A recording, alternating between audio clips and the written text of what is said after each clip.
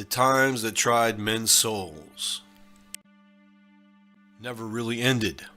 In our classrooms and from our television, radio, and print media, attention is rarely paid to the conflict and deeply rooted fears associated with the historical journey by which Americans relinquished liberty to endure over 2 centuries of increased insecurity.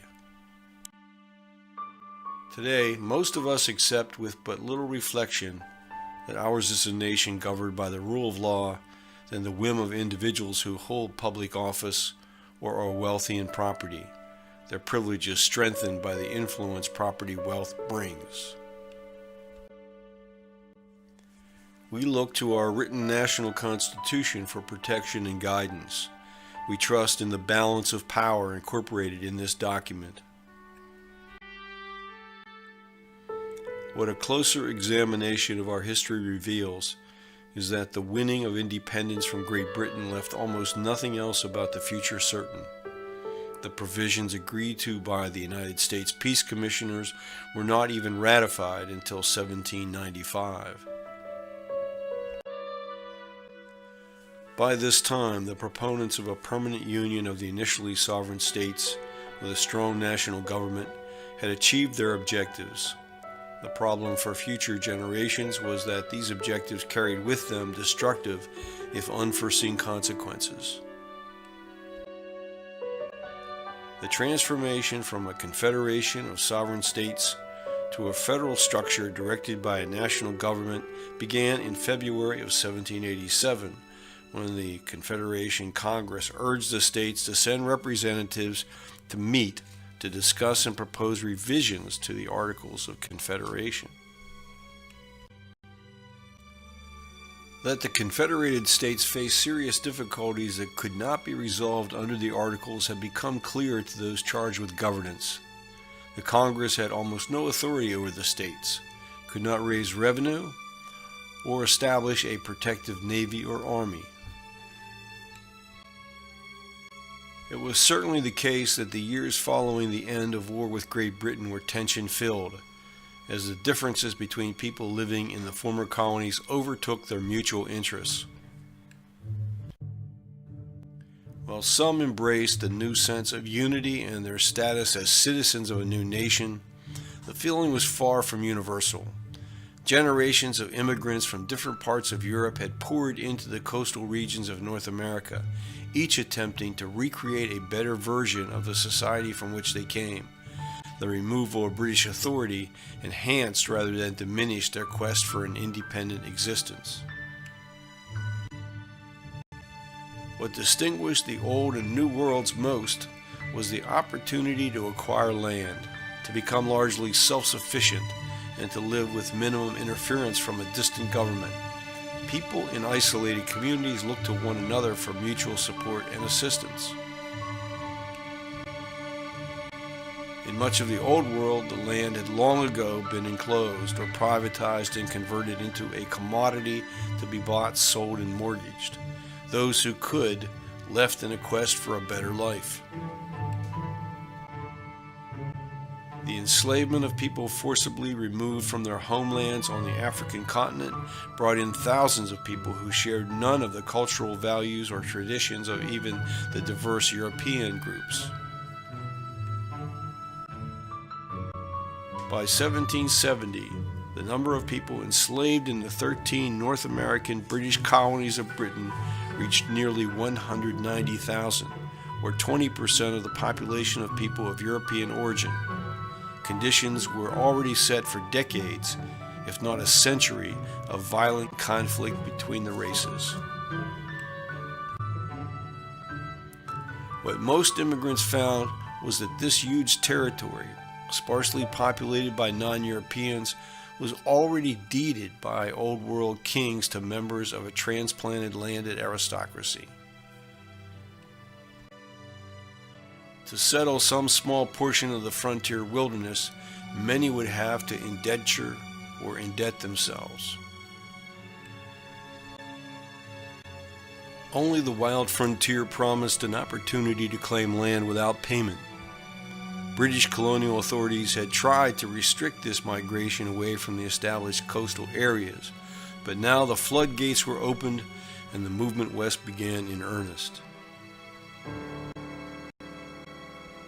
The war to secure independence from Britain had begun as a response to the empire's attack on long-held privileges enjoyed by the landed and commercial classes in the colonies.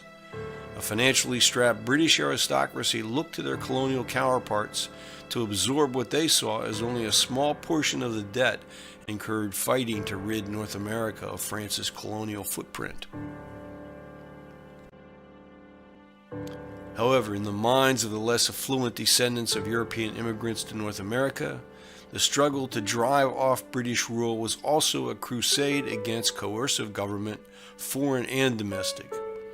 As historians Oscar Bark and Hugh Leffler explained, the American Revolution was more than simply a struggle to free the colonies from English control. It was more than a civil war between Whigs and Tories. It became as well a movement to obtain certain democratic rights for the American people. Emancipation of slaves, humane penal codes, greater freedom of worship, termination of aristocracy in landholding, expanded suffrage, and broader educational opportunities. Thus, when the young Virginian backcountry attorney Patrick Henry declared, "Give me liberty or give me death," he was voicing a broadly held sentiment against any form of central government. As with almost every colonial subject of Great Britain who could, Patrick Henry sought to secure landed property for himself and his family. His father had arrived in Virginia from Scotland in 1727, learned land surveying, and as soon as he had the financial resources, engaged in land speculation. Within a few years, he had acquired nearly 15,000 acres in several Virginia counties. Marriage to a propertied widow added another 6,000 acres to his estate. Patrick Henry would continue to speculate in land for the remainder of his life. His attitude toward the land was the rule, in no way exceptional. Among Virginia's eastern tidewater region, a small number of families controlled even larger and far more valuable landed estates, worked by hundreds of enslaved people taken from Africa or born in the colonies. At the end of hostilities, a land rush of sorts occurred at the expense of thousands of propertied loyalists, the Tories. As a New York Tory wrote to the London Chronicle, "Our fears at present surpass all description. Never was there upon the face of the earth a set of wretches in a more deplorable situation. Deprived of all hope of future comfort or safety, either for themselves or their unhappy wives and children, many have lost their senses and now are in a state of perfect madness. Some have put a period to their miserable existence by drowning, shooting, and hanging themselves, leaving their unfortunate wives and helpless infants destitute of bread to support them. Yet neither confiscated Tory properties nor the vast unpopulated territory liberated from British authority was sufficient to migrate. At the beginning of 1782, Robert Morris advised members of the Continental Congress that out of $4 million due from the states, only $50,000 had been received. And Alexander Hamilton observed, "There are good intentions in the majority of Congress, but there is not sufficient wisdom or decision. There are dangerous prejudices in the particular states opposed to those measures which alone can give stability and prosperity to the Union. There is a fatal opposition to continental views. Necessity alone can work a reform." Historian Page Smith believed the very future of the Confederation was at this point in jeopardy. The issue of state particularism versus national unity was joined on precisely the question of providing for the army.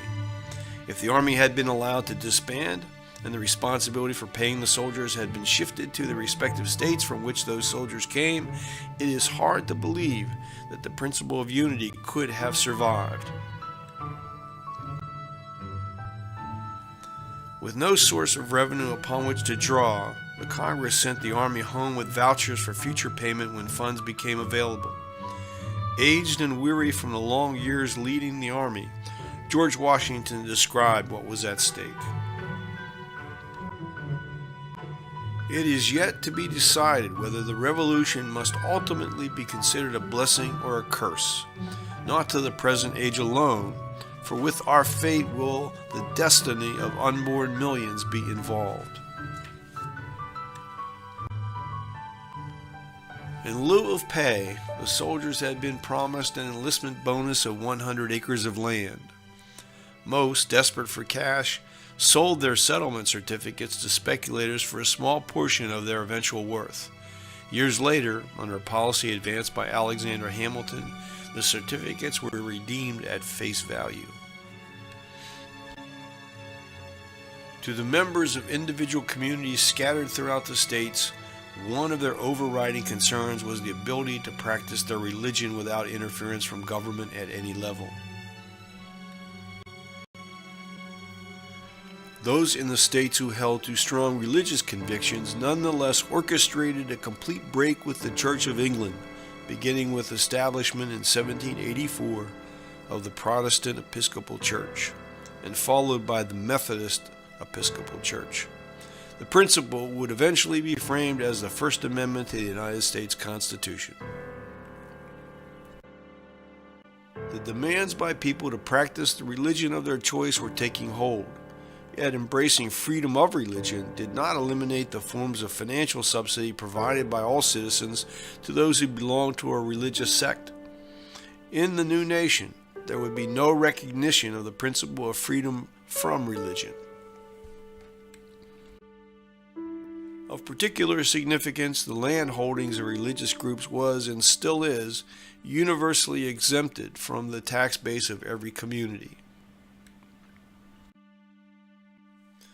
One important form of landed privilege was addressed. One by one, the states abolished the law of primogeniture that for centuries mandated the passing of estates, generation after generation, to the eldest male heir. A lingering problem for merchants, plantation owners, and the property generally was the demand by British creditors that debts incurred prior to the outbreak of war be repaid with interest. The commissioners in London had accepted this provision as a condition of the peace treaty. In Virginia, Patrick Henry and John Marshall acted as defense attorneys in the first major case brought by British creditors. Recounting the historical behavior of Britain toward defeated enemies, Henry argued that were the roles reversed, Americans would experience most horrid forfeitures, confiscations, and attainders pronounced against us. Would not our men have shared the fate of the people of Ireland?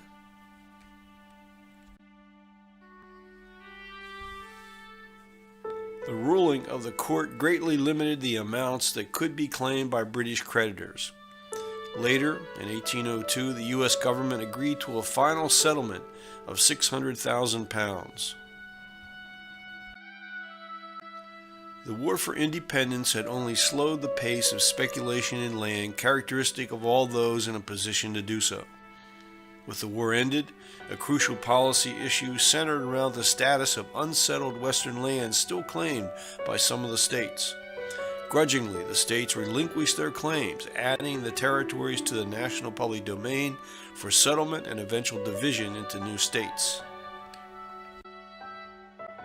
A massive scheme developed under the direction of two former generals, Rufus Putnam and Benjamin Tupper, forming the Ohio Company. They systematically purchased the depreciated settlement certificates from discharged war veterans, and with the involvement of key members of Congress and others with political influence, the Ohio Company gained control over a huge region of western land. The Ohio Company orchestrated passage of the Ordinance of 1787, conveying 1.8 million acres of land to the company. The process of removing the tribal peoples still living east of the Mississippi River now began in earnest. First, the Iroquois, then the Chippewa, Delaware, Ottawa, Shawnee, and Wyandot were forced to relinquish their claims from the Great Lakes throughout the Ohio River Valley. Tribal warriors were too few in number and at a huge disadvantage in weapons and other supplies to resist for long. The tribes who did resist faced annihilation, yet even migration only delayed their devastation by land-hungry European Americans. Land speculation and the movement of people into the frontier presented enormous challenges to the Confederation Congress. The process was almost impossible to manage or even influence. At the same time, a resumption of trade with British manufacturers and merchants was desperately needed. John Adams was dispatched to London to attempt to negotiate a commercial treaty. The British were not interested. However, American and English merchants benefited by the inability of their governments to actually enforce laws affecting trade. Smuggling was an accepted way of doing business. Commodities produced in the States and transported on U.S. merchant ships were readily accepted in the West Indies. Sales of tobacco, rice, and naval stores steadily increased after 1783, providing Americans with desperately needed specie. A serious regional conflict arose in August of 1786, when the Congress authorized John Jay, leader of the American Commissioners, to withdraw demands that Spain grant the Americans navigation rights on the Mississippi River. The 5 southern states opposed ratification, and the treaty was withdrawn from further consideration. The inability of farmers to bring their grain to market by way of the Mississippi River would eventually spark widespread unrest.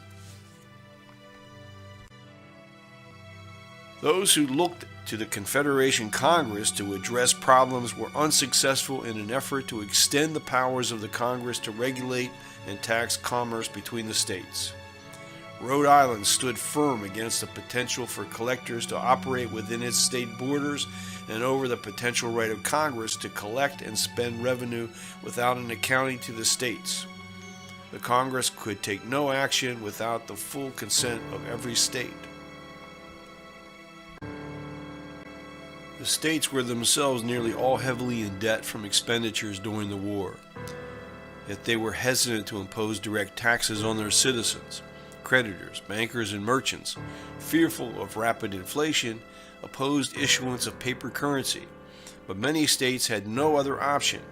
In Massachusetts, economic depression sparked a high number of foreclosures, and those affected took up arms against the courts.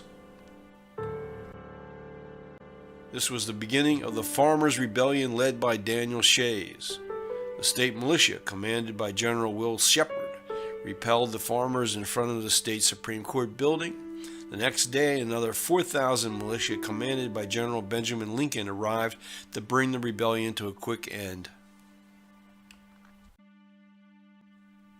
Fearful of a national uprising, members of Congress proposed amendments to the Articles of Confederation to strengthen the ability of the national government to respond to such crises. The states refused to consider the measures. Further north, the residents of Vermont were campaigning for independence from the counterclaims by New Hampshire and New York to what they viewed was their sovereign territory. As early as 1780, Ethan Allen and other Vermonters were holding talks with the military governor of Quebec to explore the possibility of self-governing status within the British Empire. Early in 1786, leaders in Virginia invited the other states to send delegates to a convention on trade and commerce to be held at Annapolis. When delegates from only 5 states arrived in September, a decision was reached to re-invite each state to send delegates to Philadelphia in May of 1787. The Congress finally acted in February of 1787, announcing the convention for the sole purpose of revising the Articles of Confederation and reporting to Congress and the several legislatures such alterations and provisions therein. 55 delegates from 12 of the 13 states, Rhode Island chose not to participate, finally convened in Philadelphia late in May of 1787. George Washington was elected president of the convention. Patrick Henry, increasingly fearful of a stronger national government, declined to participate as a delegate. James Madison, despondent, confided to Washington, "The hopes of carrying this state into a proper federal system will be demolished. Many of our most federal leading men are extremely soured with what has already passed. Mr. Henry, who has been hitherto the champion of the federal cause, has become a cold advocate."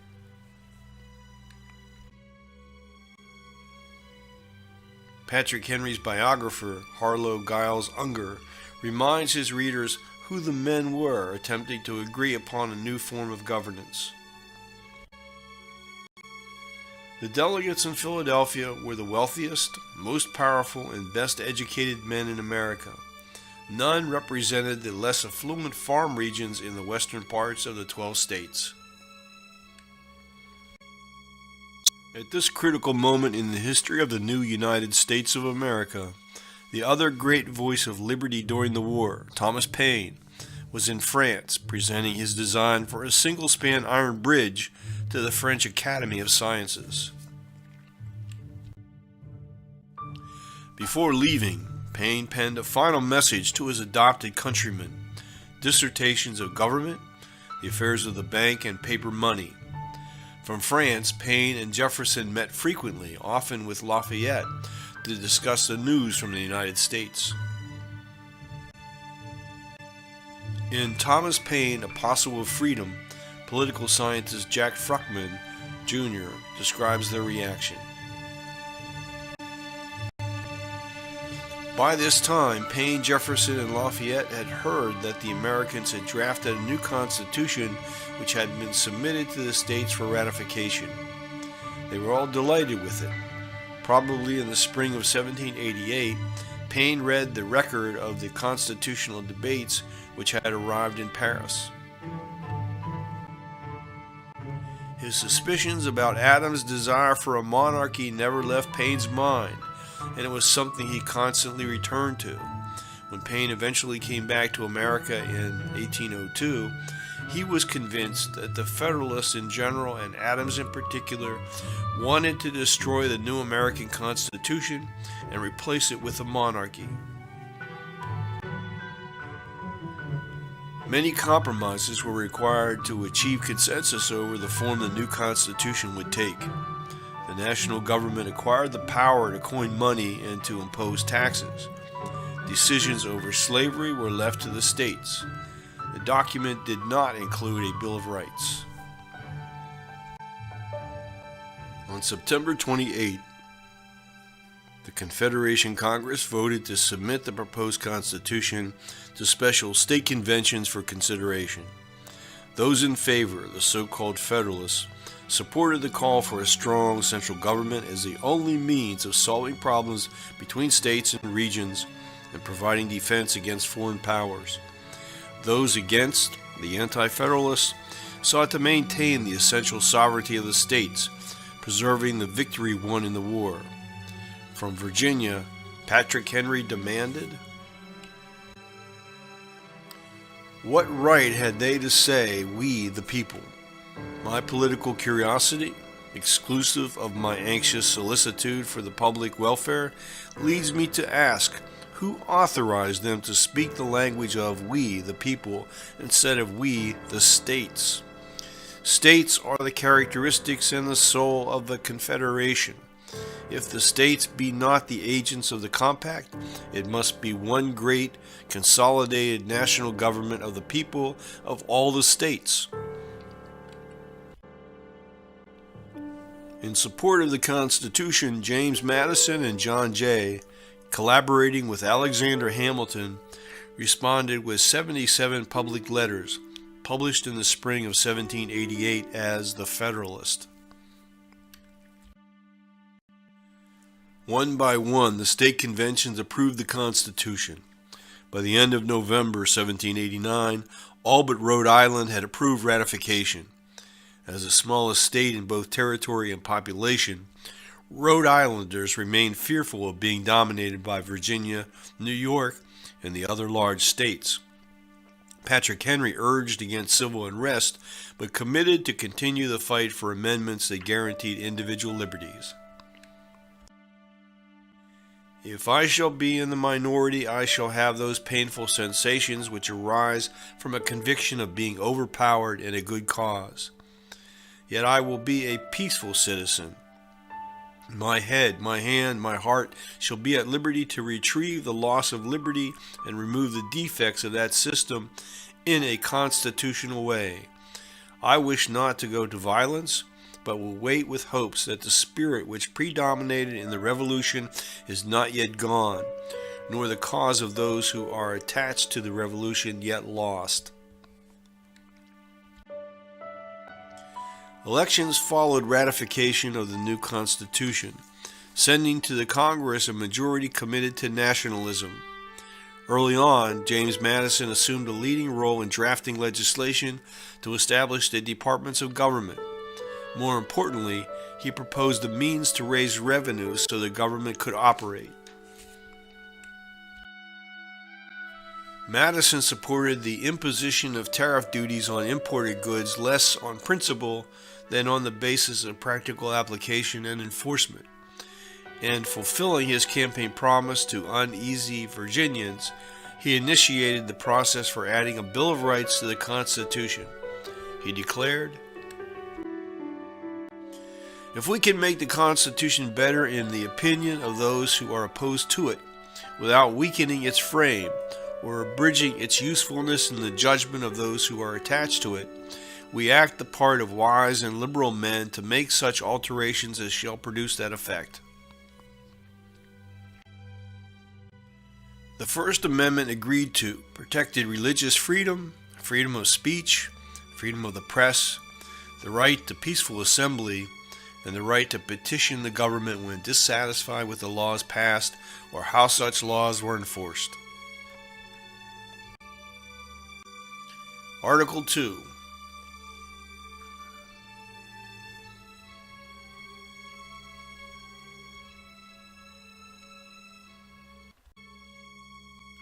Article 3.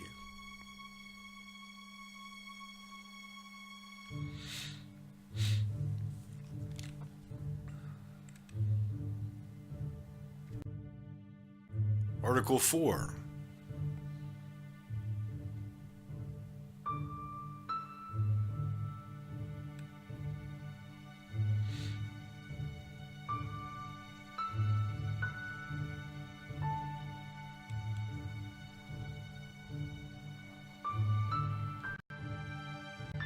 Article 5.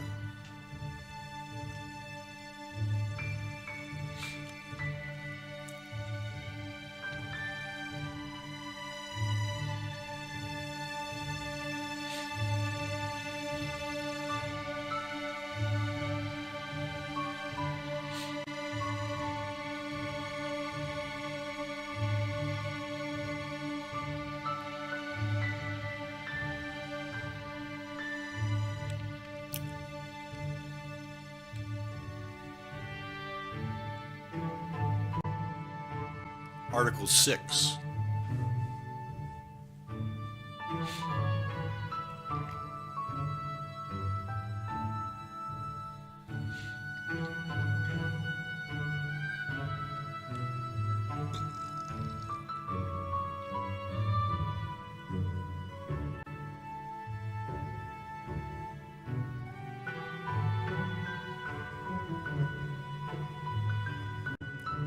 Article 7.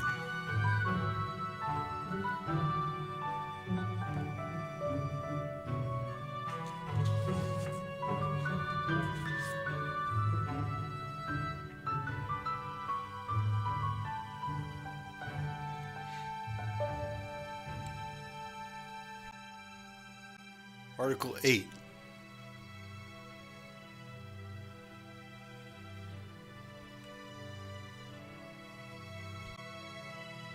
Article 9.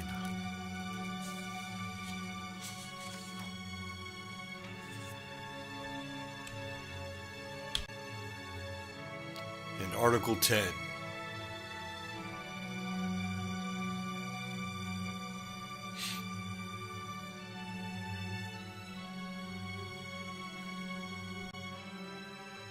From Virginia, Patrick Henry sounded yet another alarm. I wrote the first of those amendments in these words: each state in the Union shall respectively retain every power, jurisdiction, and right which is not by this Constitution delegated to the Congress of the United States or to the departments of the federal government. But they have omitted it and changed it into this equivocal thing, or to the people. This Constitution cannot last. It will not last a century. We cannot get rid of it by a most violent and bloody struggle. As important as these protections were and are, the Bill of Rights failed to include a right essential to life itself, the right of access to nature. That this right had been denied to the people of the Old World countries for centuries was part of the history of those whose parents, grandparents, or great-grandparents had come to North America. What political economists and moral philosophers, such as Henry George, described as the land question, might be delayed for some time to come, but eventually the frontier would be claimed and settled. Soon enough, huge landed estates would dominate the entire continent, and a landless majority would be forced to pay whatever rents were demanded for a plot of land on which to live or farm, all for want of one more article to the Bill of Rights. Article 11. The right of access to nature. Whereas the earth is the birthright of all persons equally, and whereas the rental value of all land is societally and not individually created, rent in all its forms shall be fully collected by government to pay for all publicly provided goods and services. Taxation of all forms of income derived from individual labor or engaging in commerce is prohibited. Something quite similar to the above Article 11 was advanced by the school of French political economists whose ideas were known as physiocracy. Both Benjamin Franklin and Thomas Jefferson knew of and embraced their principles. Adam Smith dedicated his great work, The Wealth of Nations, to them for their contributions to the science of political economy. As Anne Robert Jacques Turgot wrote, not only there does not exist, nor can exist, any other revenue than the clear produce of land, but it is the earth also that has furnished all capitals, that form the mass of all the advances of culture and commerce. It has produced without culture the first gross and indispensable advances of the first laborers. All the rest are the accumulated fruits of the economy of successive ages, since they have begun to cultivate the earth. This economy has effect not only on the revenues of proprietors, but also on the profits of all the members of laborious classes. It is even generally true that, though the proprietors have more overplus, they spare less. For having more treasure, they have more desires and more passions. They think themselves better insured of their fortune, and are more desirous of enjoying it contentedly than to augment it. Luxury is their pursuit. More recently, the philosopher George Raymond Geiger left us with this observation to contemplate. Land must be looked upon as the given element, not merely of production, but of existence itself. It has cosmic in addition to economic implications. Without land, life as well as the creation of wealth would have no meaning. This is not a figure of speech. It is an absurdly obvious statement, but no less significant because of its self-evidence. Land is unique and fundamental. The connotations it presents are not bounded by narrow horizons.